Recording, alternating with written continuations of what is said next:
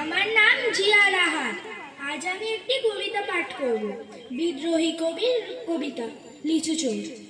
বাবুদের তাল পুকুরে, হাবুদের ডাল পুকুরে, সে কি বাস করলে তারা? বলি থাম একটু দাঁড়া। পুকুরের ওই কাছে না লিচুর এক গাছ আছে না? হতা না আসতে গিয়ে ইয়া বড় কাস্তে নিয়ে গাছে গো যেই চড়েছি, ছোট এক ডাল ধরেছি। ও বাবা মারাত করি, পড়েছি সারাত জোরে। পড়বি পর মালির ঘাড়ি, সে ছিল গাছের আড়ে।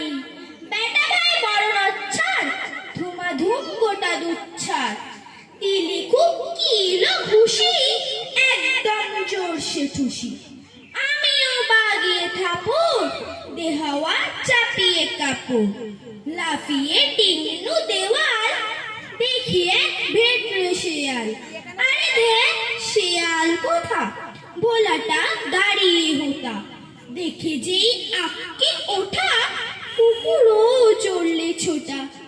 আমি কই কম্ম কাবার, কুকুরেই করবে সাবার। বাবা গো মা গো বলে পাঁচিলে ফকল বলে ঢুকে গিয়ে বস্তির ঘরে, যেন প্রাণ আসলো ধরে। যাবো ফের কানমুলি ভাই, চুরিতে আর যদি যাই, তবে মন নামে মিছা, কুকুরের চামড়া খিচা। সে কি ভাই যাই রে ভুলা, মালির ওই টিকনে গুলা।